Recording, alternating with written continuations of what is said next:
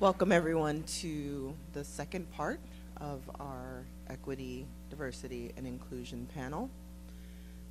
We're continuing the conversation from yesterday that we began with the Board of Directors, and now as a staff, we are continuing the conversation on this community ethos that was written by Mick, our program and development manager, and the video, which was done by Aiden Diaz, our communications director.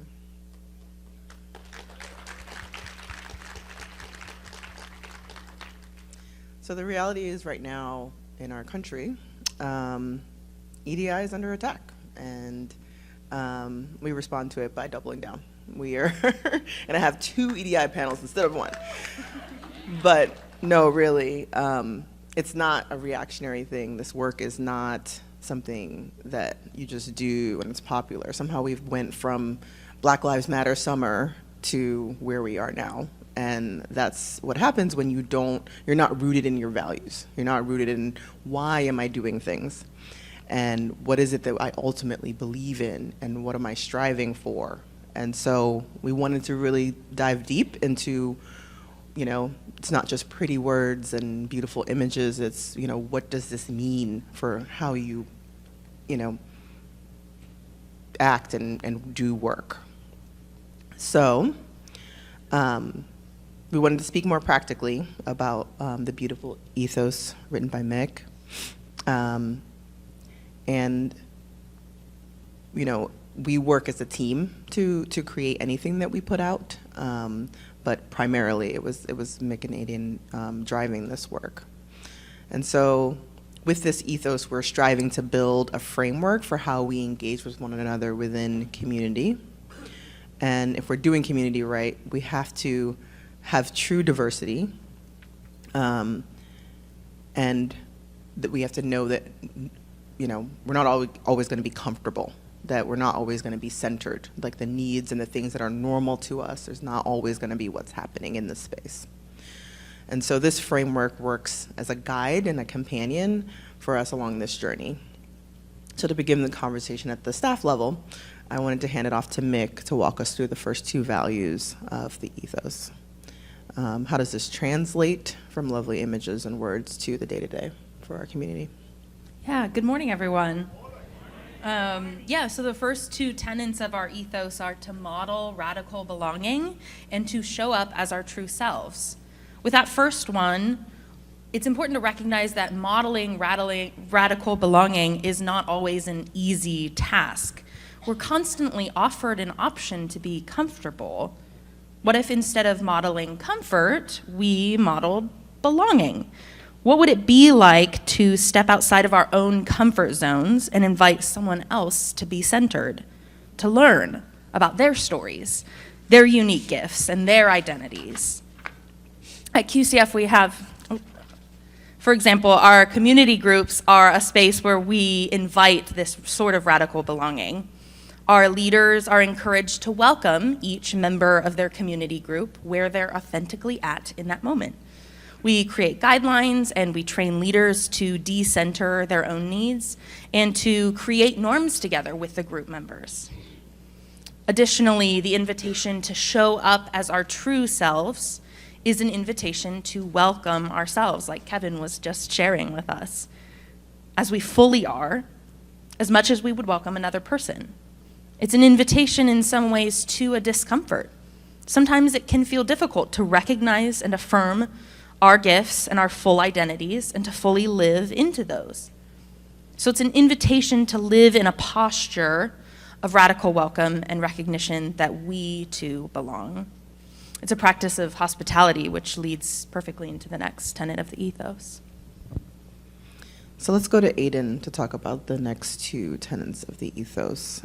How are QCF's values playing out in those 2 tenets, of the community ethos, practice hospitality and connect beyond disagreement?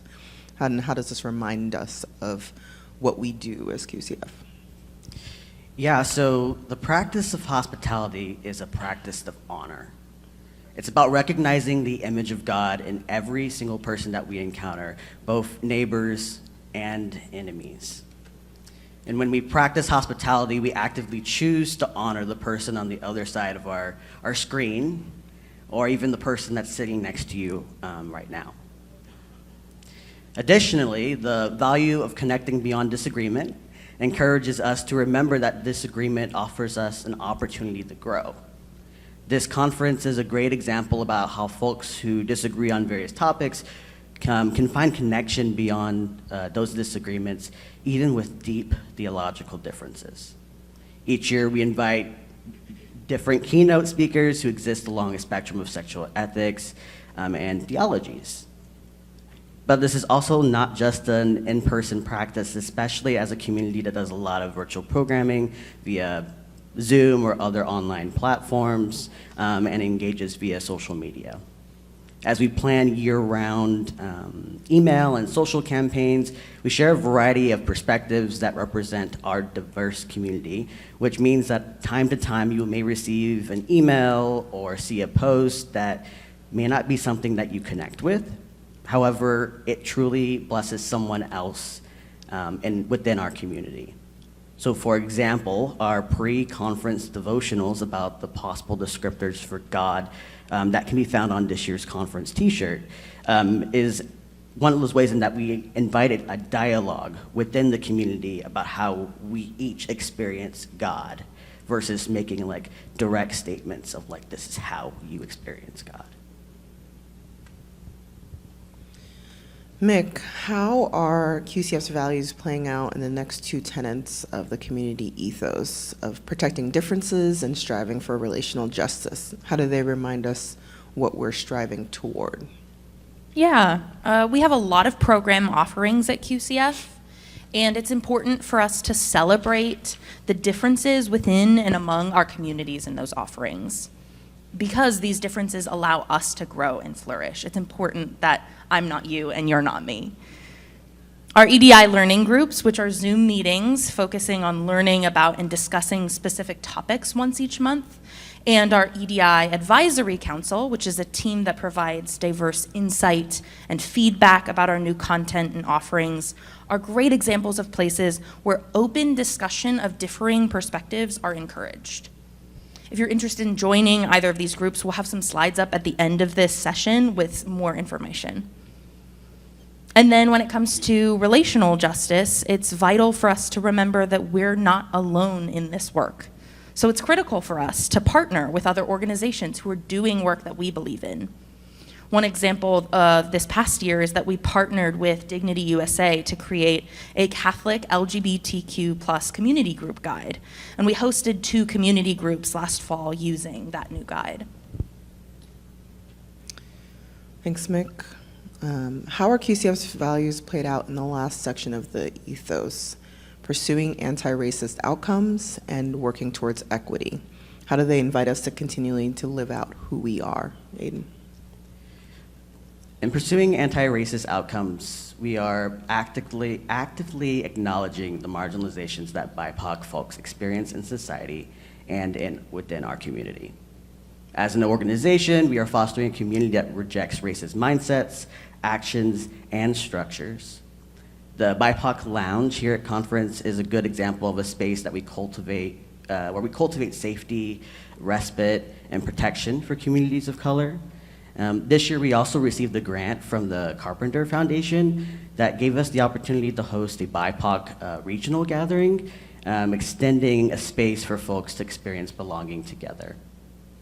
And finally, working towards equity is a value that reminds us that we strive towards a world where everyone has what they uniquely need, rather than trying to treat everyone exactly the same way.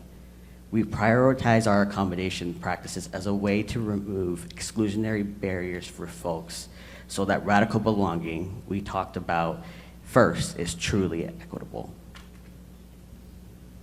Thanks, Aiden. So we spent some time talking about our community ethos and how we envision those being weaved into the fabric of our community. It's an introduction that we hope will help guide us forward.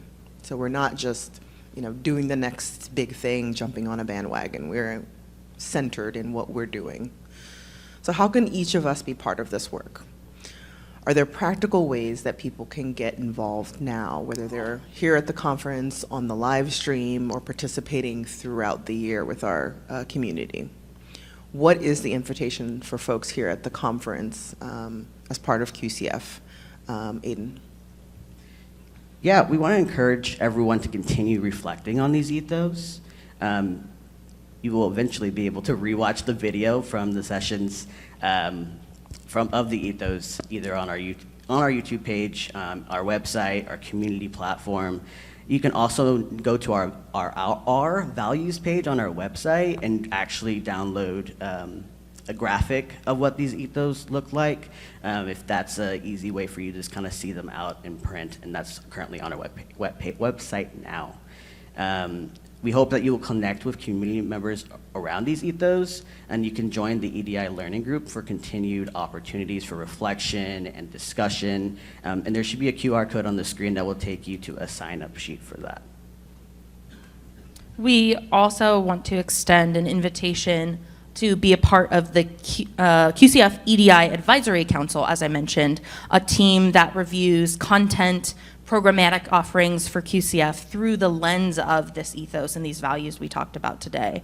If you're interested in devoting some of your time to this work, you can check out this QR code on the screen. It'll take you to an interest form for the EDI Learning Group and for the EDI Council. And then finally, if you have expertise in social science or organizational assessment and diagnostic initiative-like work, and you want to be a part of the future of the OAD work that was described in the session yesterday, we would love to connect with you. And there's an email address on the screen, edi@qchristian.org. Reach out to us. We'd love to hear from you. And I'll just add to that, if you are an organizer, I feel like, organizers have superpowers, and this is a moment where, as a community, we have to figure out how we're going to show up into the time that we're in. And so definitely reach out to us through that same email address if you're an organizer and have some skills to figure out how we can, continue to connect, when we go back home, and continue to figure out, like, how can we show up? Like, how does our community show up as resistance? How does our authenticity show up as resistance? So thanks, Mick and Aiden, for sharing more about how we can invest into the community practically. And thank you all for joining us this morning for considering the importance of this work and how we can collectively become all that we are.